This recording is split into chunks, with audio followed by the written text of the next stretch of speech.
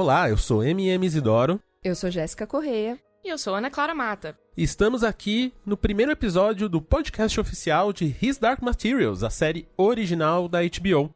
Tudo bem com vocês, meninas? Tudo ótimo. Tudo perfeito, meu Damon tá feliz. Então, pra quem não nos conhece, eu sou o MM, eu apresento o podcast já do Watchman, então se vocês estão acompanhando o podcast do Watchman, vocês já estão ouvindo a minha voz. Jéssica, como é que foi pra você a sua entrada no mundo do His Dark Materials? Cara, eu comecei, eu acho que como muita gente, pelo livro, né? E assim, é a escrita que me lembra muitos escritores de ficção científica que eu gosto muito. Então foi bem leve e tranquila e foi bom, assim, sabe? E descobrindo que tem certas formas de fantasia que não precisam ser tão quadradas como outras que a gente conhece. Então foi muito bom. Muito legal. E pra você, Ana? Pra mim foi um processo muito natural, porque quando eu era criança eu gostava muito de duas coisas. Livros de fantasia, como grande parte da minha geração, e ursos polares. E quando eu descobri que existia uma coisa que juntava as duas coisas, eu me apaixonei, assim. Eu li os 3 livros na biblioteca do colégio, devorei. E depois foi só acompanhando cada uma das novas iterações do universo Philip Pullman. Então, pra mim também, o Philip Pullman é um dos autores que fez eu querer escrever, que fez eu querer ser escritor e ter essa carreira. Então eu tenho essa carreira paralela de apresentar podcasts pra HBO, de escrever livros de fantasia para crianças. E o His Dark Materials, pra mim, tem um lugar muito especial, porque eu acho que a Lyra, a personagem principal, é uma das grandes personagens, que ela tem um dos grandes arcos narrativos da literatura recente. E tudo que a gente vai falar aqui, é só pra deixar claro, a gente vai falar de cada episódio da série. Então, a gente não vai dar spoilers da série de livros, porque a adaptação tá muito fiel. Sim, verdade. Então, a gente vai falar do episódio uma vez ou outra, a gente pode falar de uma ideia, de um conceito que, né, vai durante a saga inteira, né, essa primeira trilogia inteira, porque já tem uma outra trilogia vindo aí, a gente vai falar disso nesse episódio. Então, fiquem tranquilos, você viu o episódio na HBO, viu o episódio na HBO Go, corre aqui toda segunda-feira, depois que o episódio for ao ar na HBO, a gente vai estar aqui pra comentar o episódio com vocês e falar mais do mundo de His Dark Materials. Certo. As cenas que acontecem casar com momentos do livro, então é pra realmente ficar tranquilo que a gente não vai adiantar nada, vocês não vão ter problemas nos próximos episódios, então pode ficar com a gente. Pode ouvir sem medo. Isso, então nesse primeiro episódio, além de falar do episódio, a gente achou legal a gente trazer pra vocês um pouquinho do background, né, da história do livro, da história de quem escreveu, por que escreveu, de alguns temas que a gente vai ver nessa primeira temporada e também segunda temporada, já que eles filmaram juntos. Já está gravado. Então vamos começar falando do autor, né? Então, Philip Pullman, ele é um autor inglês que em 2008 ele foi nomeado um dos 50 grandes escritores da Inglaterra desde do fim da Segunda Guerra, desde 1945, e ele virou Sir, ele foi cavaleiro? Cavaleiro. Então ele é o cavaleiro do Império Britânico e foi esse ano que ele recebeu. Então em 2019 ele virou Sir, assim como grandes roqueiros antes deles, e atores, e cantores, e pessoas. Então parabéns aí, Philip Pullman. Parabéns, porque no nosso coração você já era um cavaleiro. Agora é também pra rainha. E tem uma coisa muito legal que o livro que ele escreveu durante o tempo que ele dava aula numa universidade em Oxford.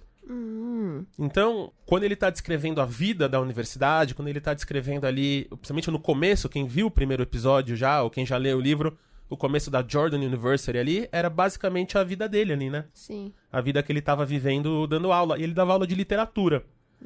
Então, durante 10 anos que ele passou antes do sucesso, porque o livro o original ele foi lançado em 95, se não me engano, e ele deu aula até 96. Então, quando estourou, ele parou pra escrever o resto da trilogia, né? Porque a editora deve ter ficado no cangote dele ali. Ele teve experiência de primeira mão, principalmente de falar sobre a jornada do herói. Sim. Que é uma coisa muito forte aqui. Pra quem não conhece a jornada do herói, é basicamente a base do cinema e da literatura ocidental, desde, literalmente, de Jesus. Até mesmo antes, né? Desde a literatura dos épicos, romanos, gregos, já existia uma base desse conceito da epopeia. Então, que era basicamente a jornada do herói. A jornada do herói é o que o Joseph Campbell chama de monomito, que é a mesma história que a gente usa. Então vamos pegar Jesus de exemplo, que é, ele nasce, aí vem um anjo, fala com ele, aí tem um desafio, aí ele tem que aceitar esse desafio, até ele literalmente chegar aos céus e fazer o trabalho que ele tem que fazer. Então você pega qualquer filme de super-herói, o Matrix, qualquer filme assim, você vê que claramente ele tá reproduzindo essa ideia do Salvador, que tem que se doar, tem que doar o corpo, Tem muitas que vezes, negar. né? Ele tem que negar, ele tem que voltar. Isso. E aqui você já vê que já tem esse começo, porque Lyra Belacqua, ela tá ali nesse lugar, né? Ela tá nesse lugar, ela é entregue enquanto bebê, ela é salva das águas, ela é salva pelo tio dela, né? O Asriel, que coloca ela em proteção escondida, porque ela provavelmente tem uma missão pra fazer, que é a salvadora. Então, desde o começo, ele tava ali, se não me engano, ele ensinava muito a Ilíada, que é a história de Homero, né? Sim. Exatamente. A história de Homero, que é exatamente a jornada do herói, que ele tem que sair da ilha dele e ganhar a guerra de Troia, e voltar, e voltar. E voltar passando por provações pra mostrar o seu valor como guerreiro, como homem, como herói. É basicamente uma das grandes primeiras iterações da jornada do herói na história. Exatamente. Então, o que é legal dos Dark Materials é que se você, como a gente leu quando criança, você viu os demons, você viu os bichinhos, você viu a história da Lyra, você viu os zeppelins voando, mas se você começa a ficar mais velho, você começa a chegar todos nesses layers e layers e layers que ele consegue colocar escondido de religião, de jornada do herói, de paternidade, maternidade, relações afetivas, o que é a alma, o que é o divino. Então que é céu, inferno. Então a gente vai chegar mais profundo aqui, porque logo o começo, né, o nome His Dark Materials já vem disso. Então, o Philip Pullman, ele é muito fã do poema Paradise Lost, o Paraíso Perdido, do John Milton. E vários dos nomes que ele usa na trilogia, então o nome da trilogia His Dark Materials vem de uma passagem que, lendo aqui uma tradução livre muito rápida, ventre que deu à luz a natureza e que talvez se torne em seu jazigo. Não há fogo, nem ar, nem mar, nem terras, mas os princípios genitais de tudo, em tumulto e mistão ali existem, e ficarão destarte em guerra sempre, a não querer o Criador sublime, desses negros embriões fazer mais mundos. Então, desses negros embriões vem o His Dark Materials, no original em inglês, que é basicamente a ideia do pó, né? Tipo, a gente não sabe o que é o pó, é uma coisa escura, é uma matéria escura, o que é, né? A gente vai falar aqui um pouquinho do pó, mas o His Dark Materials vem disso, da criação, e de um poema que fala sobre o paraíso. Exatamente, um poema que joga com símbolos da religião católica e da religião cristã o tempo inteiro. Isso explica muito do tanto que esses símbolos eles estão presentes também na trilogia do Pullman. Exatamente. Então até o nome do primeiro livro, que é o que foi adaptado para essa primeira temporada, vem de uma passagem também do Paraíso Perdido. E tem até uma brincadeira de tradução aí, né? Quase um erro de tradução. Porque na Inglaterra, o título original é Northern Lights, ou Aurora Boreal. Que logo no começo ali, quando no episódio vocês viram o Asriel tirando foto, né, da Aurora Boreal, então tem toda uma passagem com o norte, o livro, ele tá indo para esse caminho do norte, então o Northern Lights é um nome importante. Nos outros países de língua inglesa, ele foi traduzido para The Golden Compass, que em português virou a Bússola Dourada. O problema é, no poema do Milton, o compass, ele não quer dizer bússola, ele quer dizer compasso. Então a ideia é que Deus, como arquiteto, então se você viu Matrix, você sabe o que eu tô falando? Então Deus, como arquiteto do universo, ele usa o seu compasso dourado para delimitar a criação, né? O espaço da criação. Então aqui ele já traz esse rolê, né? Essa ideia de criação, de Deus, já no nome da série, que o Golden Compass era para ser o nome da série inteira. A editora provavelmente falou, não, vai ser muito complexo, vamos achar outro nome mais pancada. Chegaram em His Dark Materials, mas ele conseguiu ter The Golden Compass, principalmente nos países de língua inglesa, que não é a Inglaterra original do livro. E, além disso, grande parte do problema da nossa percepção do que seria essa compass é porque a associação mental que nós fazemos primariamente é com o aletiômetro, Sim. que é um dos grandes objetos que vocês vão conhecer nesses primeiros episódios já mesmo na série. Exatamente. Então, o aletiômetro, que é um contador de verdades. Exatamente. É uma bússola.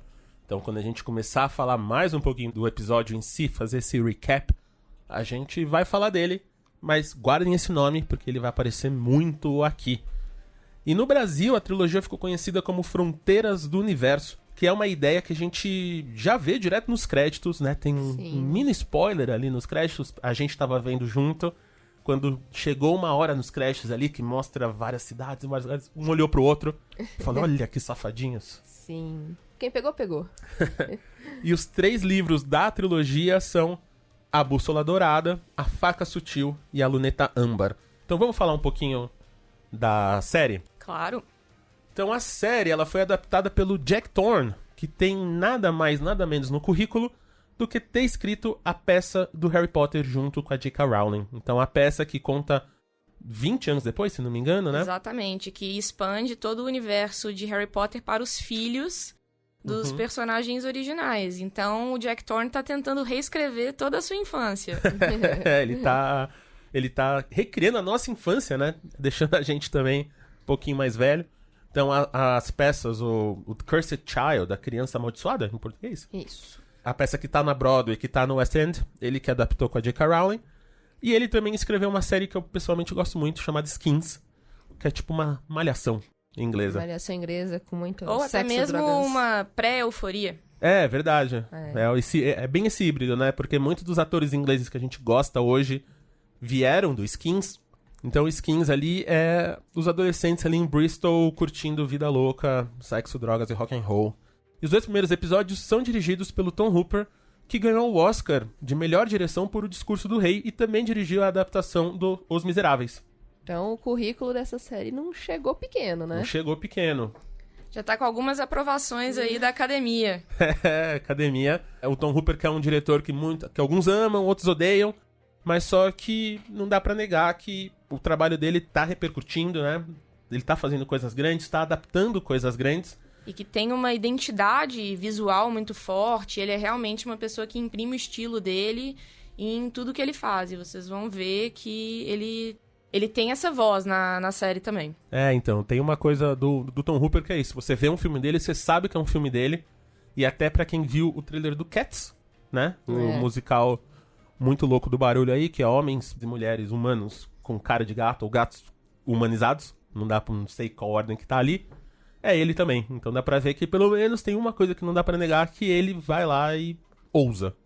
E em tempos de filmes quadradinhos, né, todos parecendo muito parecidos, Tom Hooper vai lá e ousa. E isso é muito claro no His Dark Materials, né? Então, no piloto, uma coisa que a gente falou muito entre a gente foi a beleza visual, né? Tipo, a construção do universo, desde o cenário, as câmeras, as roupas, a criação desse universo onde a Lyra mora. É muito forte, né? E como que cada ambiente que você passa nesses primeiros episódios, você realmente percebe a personalidade daquelas pessoas e a personalidade daquelas instituições no ambiente. Então tem um trabalho aí de direção de arte, de cenografia realmente muito impressionante. As próprias cores, né, denunciam tanto troca de universos, tanto a atmosfera de cada pessoa é lidada com as cores. Eu acho que a paleta da série é muito escura, é bem sépia em alguns momentos. Então, traz esse ar de tanto ser um lugar que vai rolar uma epopeia e também bem sentimental, de uma certa forma. E cria um mundo que é muito próprio por não ter uma ligação direta nem com o futuro, nem com o passado. Isso. É um universo que realmente parece em outro tempo. Um tempo que não é parte do nosso mundo. Porque no final você vê que a galera que tá na universidade, parece que eles estão nos anos 40, né? Nos anos 30, mas os egípcios parecem que eles são hipsters que a gente veria na Vila Madalena, ou em Ipanema, no Leblon, onde existe hipsters na sua cidade, tomando a sua cereja artesanal ali. Então tem muito essa brincadeira, e ao mesmo tempo você tem tecnologias mágicas, como o aletiômetro, mas você tem zeppelins de metal que estão voando, né? Então isso que é muito legal desse universo, que real é uma criação de mundo e é uma série que começa começando, né? Uma série que não te dá muito tempo pra pensar, já começa com um helicóptero chegando e uma bebê, e aí um cara chamado Mestre, e o cara falando que ela tem um rolê pra fazer um bebê, já dá um salto, um bichinho, mas a gente vai falar disso logo mais. Essa série, ela, além do pedigree atrás das câmeras, ela também tem um pedigree muito bom na frente das câmeras. Sim. Então a gente tá vindo com 2 atores muito conhecidos recentes de adaptações de quadrinhos, que é a Daphne King e o James McAvoy. Então a Daphne King que faz a Lyra e o James McAvoy que faz o Lord Asriel. A Daphne King faz X-23 em Logan, e a gente tem alguém aqui que gosta muito. Eu adoro ela. Eu já, inclusive, no ano passado, fui numa festa de Halloween vestida como ela, então eu já tenho experiência. O James McAvoy, ele tá trabalhando recentemente com o Shyamalan, então ele tá em voga, ele, desde o começo da sua carreira, ele sempre foi uma pessoa em destaque, mas atualmente ele tá fazendo programas e projetos muito grandes. Isso. E aí a gente vem com 2 atores que são esses atores de personagem, né? O character actors que a gente fala, que é como é conhecido no meio, que são personagens que aqueles atores que você vê, você reconhece, mas você não sabe muito de onde, mas trabalham muito. Sim. Que é a Ruth Wilson, que faz uma das personagens que eu amo odiar, que é a Miss Coulter. Isso. E o Clark Peters, que faz o Dr. Karn. A Ruth Wilson, ela, pra quem é muito fã da BBC, vai lembrar dela de Luther. Sim. Que é um personagem que você pode perceber que tem uma certa relação aí, são meio parecidas, tem uma personalidade meio parecida. E é interessante essa questão da representatividade tanto da Ruth Wilson quanto do Clark Peters no mundo da televisão, né? Porque enquanto os outros 2 eles são muito conhecidos pelo trabalho deles no cinema, o Clark Peters é uma lenda na televisão por ter participado de uma das maiores séries da história da televisão, Sim. que é The Wire. Sim. Então The Wire é a série que quem não viu vai ver, se não me engano tem no HBO Go. Tem na HBO Go. Vai ver, porque sem The Wire provavelmente a gente não teria a maioria das séries que você gosta. Então Game of Thrones, Watchmen. Essa era de ouro da televisão que a gente tá vivendo começou com The Wire. E começou com Clark Peters. Com Clark Peters, então, que muitos falam que talvez a melhor série já feita. Ouso não discordar. Então vamos entrar aqui um pouquinho mais profundo no episódio, porque como a gente falou, essa é uma série que traz tema, subtema, subtexto, imageticamente, camada, né? A gente aqui tem notas e notas sobre os episódios, porque real é muita coisa que eles estão fazendo ali, e como a gente também é muito fã do livro, a gente tá comparando com a adaptação. E por enquanto é uma adaptação que é muito fiel, né? Até extremamente fiel, que tá meio impressionante. Então, como a gente já falou, a série ela é baseada nessa jornada do herói da Lyra. Então a Lyra parece que ela tem uma missão a se cumprir e ela é escondida nessa universidade. Logo na primeira cena, quando o Lord Asriel desce do seu helicóptero e dá a bebê Lyra pro mestre tomar conta dela ali, que falou que salvou ela da grande enchente, então já tem uma primeira alusão bíblica logo na primeira cena, né? Moisés. Exatamente. Quem foi o outro bebê que foi trazido numa grande enchente pra ser cuidado por uma figura de autoridade. E pra liberar o mundo, né? Tem todo um subtexto logo na primeira porrada aí. E aí quando ele pede um negócio que eu sempre acho curioso quando eu vejo, que é o santuário escolar. Então provavelmente a gente tá num mundo que as universidades, né? Que o conhecimento ele é controlado. Só que dentro das universidades, literalmente dentro dos muros, pra dentro, você tem essa liberdade. Um bebê, pelo menos pela primeira vez, tá tendo esse santuário escolar, que é a cara do mestre ali, quando ele pega a bebê, né, no colo e fala, mas é pra uma criança? Você quer que eu dê santuário pra uma criança? E aí o Asriel já vem e fala, não, ela tem uma missão, vai na minha. E quando conhecemos a Lyra, uma coisa que talvez seja bem impressionante pra você que cresceu nos anos 90, nos anos 80, é que a jornada do herói do mundo da fantasia para essa geração, ela geralmente foi protagonizada por um homem. Sim. Você cresceu com Frodo, com Harry Potter, e assim, você teve sempre esse ponto central das narrativas como um garoto escolhido. Então, nós já começamos o His Dark Materials sendo apresentado para uma heroína, para uma garota escolhida, uma garota que é o ponto central dessa jornada. E quando conhecemos ela já um pouco mais velha, já conhecemos ela correndo, de joelhos sujos, livre e sempre muito, muito ativa e buscando sempre o conhecimento. Ela tem uma obsessão por estar vendo as coisas de cima. Ela é a dona dos telhados da universidade, ela sobe e ela comanda essa região não controlada pela autoridade adulta. E além disso, ela também viaja às criptas da faculdade para conhecer aquilo que os adultos enterram, aquilo que os adultos escondem dela. Então ela é extremamente inquisitora, ela é extremamente curiosa. E isso é uma representação, talvez, infelizmente, incomum, né, dessa figura da garota. Mas ela quer subir ainda mais. Ela quer ir pro norte. Sim. O lugar onde as luzes, né, onde esse mundo cósmico toca a Terra. O telhado não é suficiente pra ela. Não, ela quer ir com o tio dela, né? Sim. Esse cara que parece lá sempre, o Azrael, o cara que deu ela pra ser cuidada, porque ele é um explorador. E ela se vê em condição de igualdade ali, que já é, né, uma coisa muito impressionante pra uma personagem que tem 10 anos na série. Assim, além de ser impressionante pra uma personagem que tem 10 anos, é exatamente o papel de uma mulher em ser a escolhida, em ter curiosidade, o joelho sujo, a conexão com ela, com as outras crianças do bairro, ela não tem distinção de classe social, até que o amigo dela, né, Sim, o Roger. Roger, ele é da parte das pessoas que cuidam, né, da universidade. Então, ela envolve, além de coisas que os adultos não se importam, né, porque eles estão muito preocupados com os conhecimentos e as coisas grandes, então ela tá sempre beirando as coisas desconhecidas, as coisas escondidas, as pessoas que não têm tanta visibilidade ao olhar dos adultos. Então, eu acho muito legal essa forma de construir uma menina que não tem medo, que ela já se vê a pé de igualdade do tio, né? De ser Sim. uma menina que, eu sou tão inteligente quanto ele, por que não? Exatamente. Sabe? Eu tenho tanta capacidade quanto ele pra ir pro norte. Eu sou forte, eu aguento a viagem.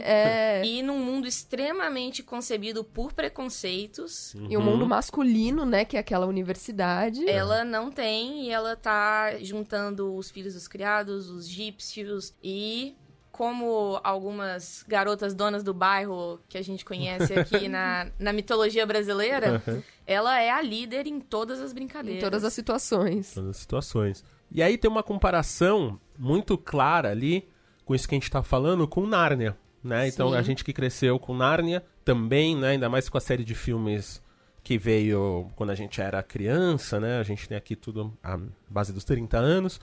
Então, ela tem o conhecimento, né? Quando ela conhece também essa ideia do norte, ela tá literalmente dentro de um armário. Isso. Que é o primeiro livro de Nárnia, né? Que quando as crianças entram no armário, pra quem não lembra, elas vão parar nesse outro mundo, né? Quase nesse paraíso que tá congelado. E elas têm uma missão a fazer, que é salvar esse mundo da Rainha do Gelo. Aqui é legal a gente falar que o Pullman, ele odeia as ideias do C.S. Lewis.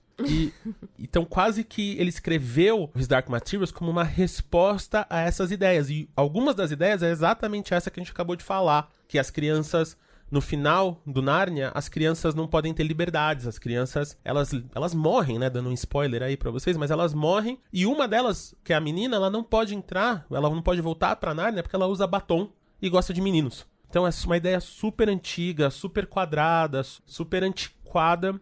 Que logo aqui no começo, com a Lyra, é quase o contrário, né? Tipo, ela tá livre, ela tá explorando o topo e o submundo ao mesmo tempo, ela tá falando com todo mundo tá aceitando ela. Então, essa ideia da liberdade, do conhecimento, que você tem que aprender, tá sempre presente e é o oposto das ideias do Lewis. Então, aqui, pra quem leu Nárnia e até é fã de Nárnia, é legal. Vai encontrar um contraponto, né? É legal perceber isso aí. E além disso, existe uma semelhança entre o jeito que o Pullman e o C.S. Lewis veem a função da literatura infantil. Os dois, eles veem a criança como uma criatura extremamente moldável ainda. Exatamente. Ela está absorvendo as primeiras ideias dela sobre a vida, sobre o mundo adulto. E é bem interessante como que os dois veem a ideia do que você deve transmitir para uma criança. Nesse momento em que ela é mais moldável, nesse momento em que o daemon dela ainda muda. Exatamente. Vocês vão ver isso ainda. Mas nesse momento, eles têm uma ideia muito diferente do que você deve ensinar essa criança a ser. Então, já que a gente falou do demon, né, em português aqui, como está escrito nos livros, e moldável,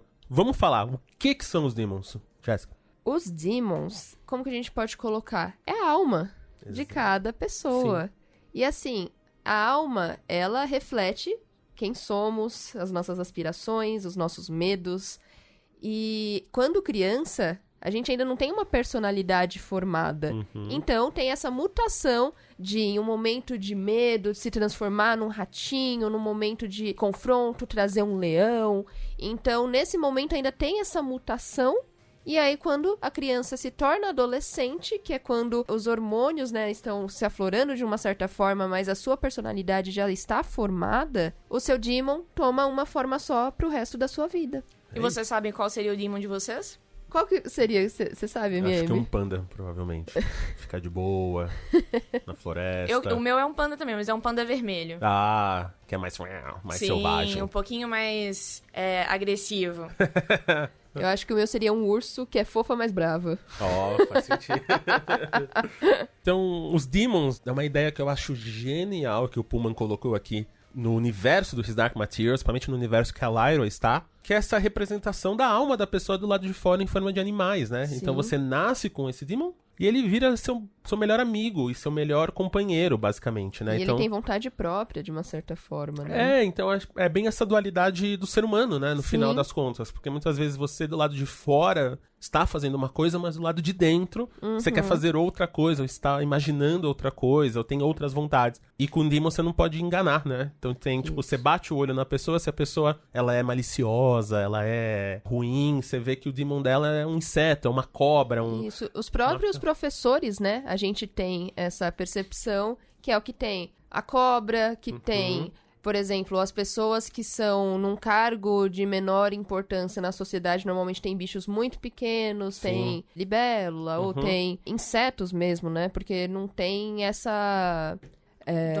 dominância. E, inclusive, algumas profissões, elas têm um Demon designado. Todos os criados da universidade, eles possuem Demons de cachorros. A sua grande característica é a lealdade. E, por outro lado, vocês vão perceber que todas as pessoas que você desconfia um pouquinho na série, elas têm Demons que são um pouco perigosos, que você poderia... Exatamente. São bichos peçonhentos, né? Ou até macacos que são do mal ali, né? Que são bichos muito sorrateiros, que podem estar te fazendo carinho uma hora e comendo sua cara na outra. Isso. Mas, então, dá pra ver claramente que só essa construção já cria um mundo com muitas castas e muitas camadas ali, né?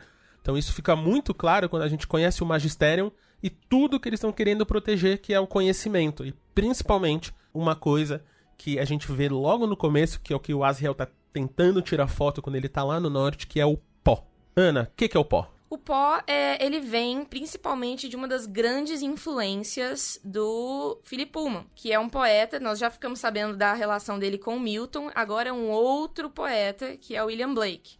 O William Blake, ele é um autor de poesias inglês cujo grande trabalho se chama Canções da Inocência e da Experiência. Isso virou até um disco do U2 recentemente.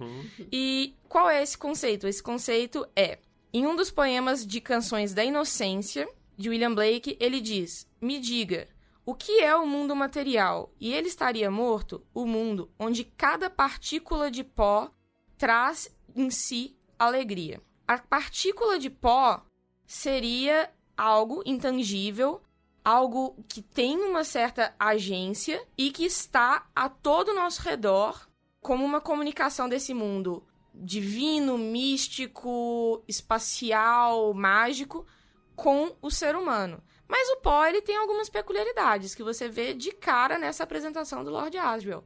A grande peculiaridade dele ele só está ao redor de adultos. Ele só é atraído com força para os adultos. E por que será isso? Isso a gente vai ter que descobrir, né?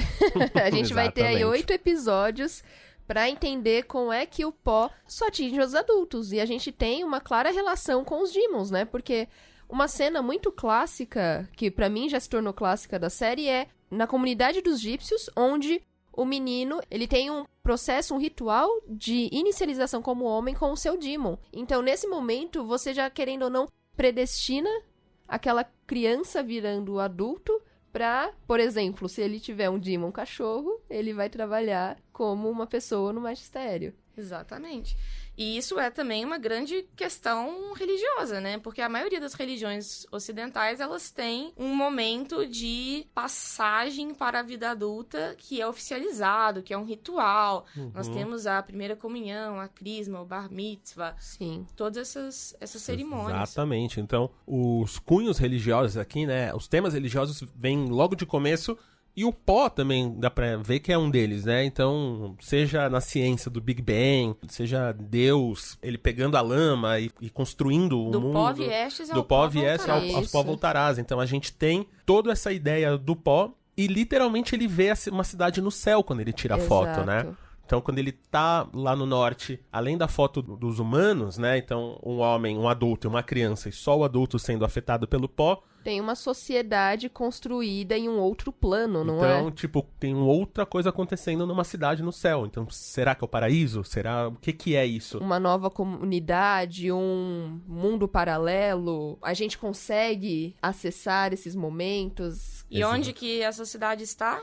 Na Aurora Boreal. Na Aurora Boreal. Que seria, teoricamente, o título original. O Northern Lights, então. Pelas luzes do norte, você vai chegar na Cidade do Céu. E aí? Basicamente isso. E é isso que o Aziel quer no final, né? Então ele quer ser esse aventureiro.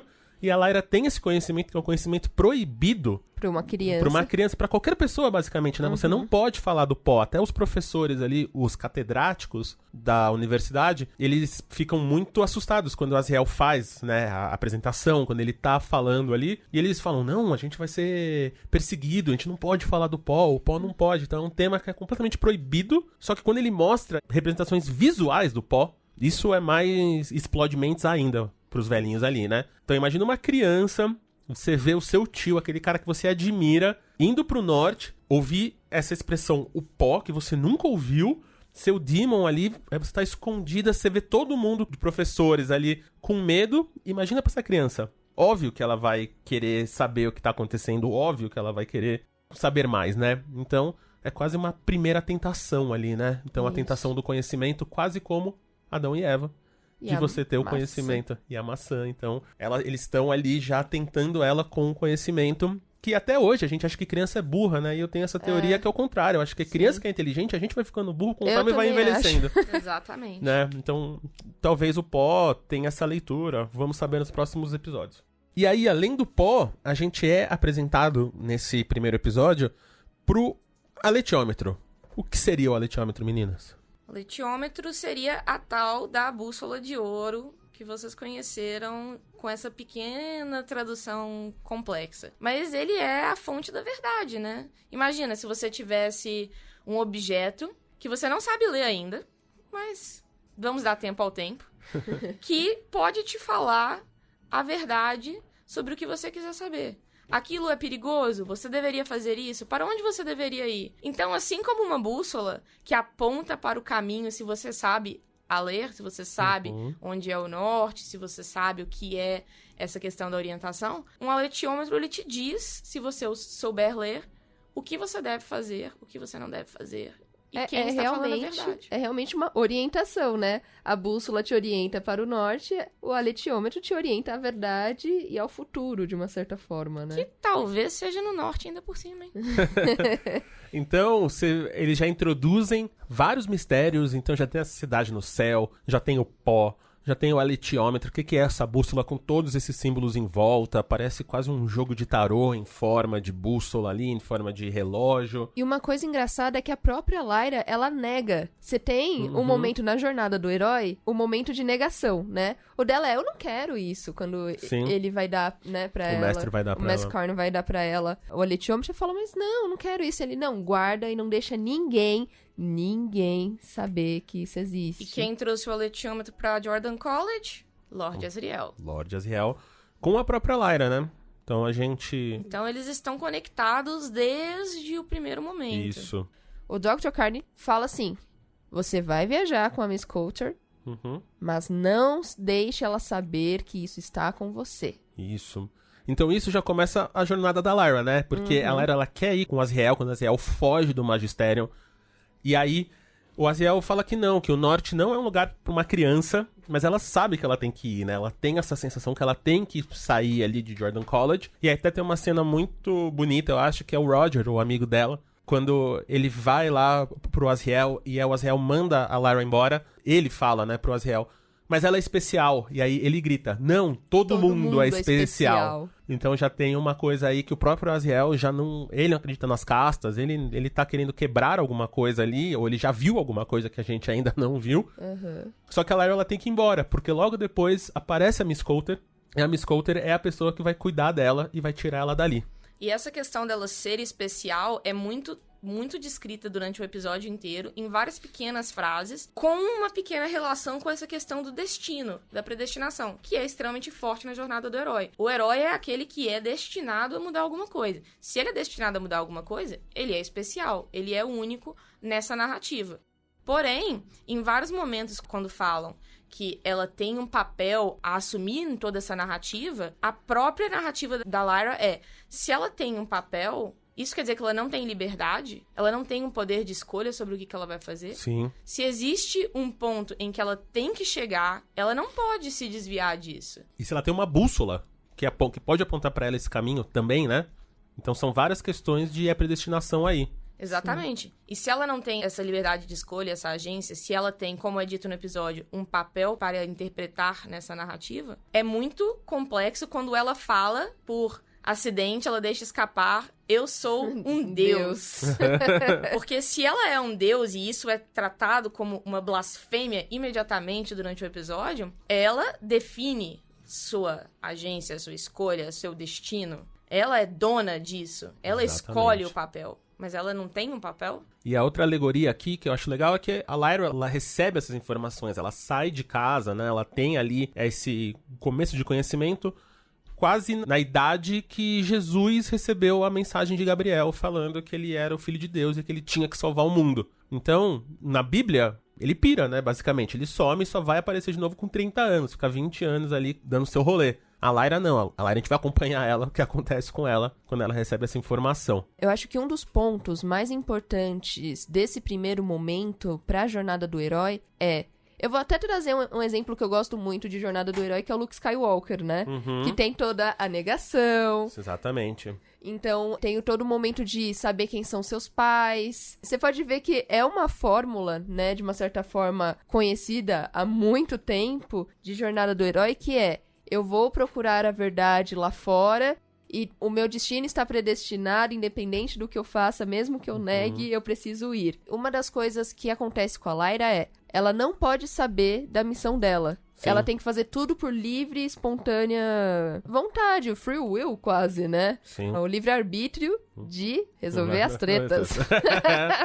E aqui você tem uma coisa que a gente vai entrar mais nesse lugar e nessa instituição no segundo episódio, que é o magistério. Então a gente tem uma instituição que quer controlar, fazer exatamente o oposto disso com você, né? Ele quer controlar o que você sabe, o que você faz, o seu livre-arbítrio, o conhecimento. Então, o vilão da série é uma instituição que aqui seria quase como se fosse uma junção de todas as igrejas, especialmente as igrejas católicas, né? As igrejas com a base bíblica, com a base judaico-cristã, numa só. E eles são claramente o vilão da série, porque dá pra ver pelos demons, dá pra ver o que eles querem controlar, que todo mundo tem medo deles, que é uma lei religiosa esse mundo que eles vivem, né? Porque se você falar do pó, você pode ser preso por heresia. Então a gente tá aqui no nosso mundo, é como se fosse o Irã, como se fosse esses lugares. Ou mesmo a Inquisição no passado das religiões cristãs. Então dá pra ver que tem muito cunho de muita coisa, tem muito texto, muito subtexto. A gente vai falar muito disso aqui. E foi um episódio incrível, um episódio pra quem é fã do His Dark Materials como a gente, já deu pra ver que eles não estão brincando, que é uma adaptação séria, uma adaptação boa, os efeitos, visualmente tá ótimo. A série tá linda. Tá tudo lindo, os atores, a Daphne Keane tá mandando muito, né? Sim. Ela é uma criança, mas ao mesmo tempo ela tá brincando, mas dá pra ver nas horas que ela tá triste, que ela tá indo pra um lugar. Ela moleque tem personalidade. O moleque que faz o Roger, ele é uma força da natureza. Um grande comentário nosso como o olho e a expressão e a linguagem corporal do menino que faz o Roger talvez a gente esteja vendo uma pequena estrela nascendo. Ele parece um mini adulto mesmo, assim, né? Tipo, um pequenininho ali, porque, cara, ele tem uma força, ele tá com uma emoção. Sim. Aquela hora que ele tá pondo água e a Lyra tá olhando pra Miss Coulter e ele tá querendo chamar a atenção. Sim. E você vê que ele fala sem falar nada. Cara, o moleque é incrível. Ele é muito bom. Então a gente tem 8 episódios aí pra descobrir como é que a Lyra vai pro norte, onde é que o Roger tá, porque ele sumiu, o que são os Demons, o que é o Aletiômetro, o que o Magisterium quer, quem é a Miss Coulter, é muito questionamento. Então a gente volta aí semana que vem, próxima segunda-feira, acabou o episódio na HBO, acabou o episódio na HBO Go, ouve a gente onde você ouve podcasts. Então meninas, a gente volta aí semana que vem com o episódio 2 e a gente se vê lá. Até lá. Até. Espero que vocês estejam aqui com a gente pra brindar com Toquei 38 em todos os episódios. Ótimo.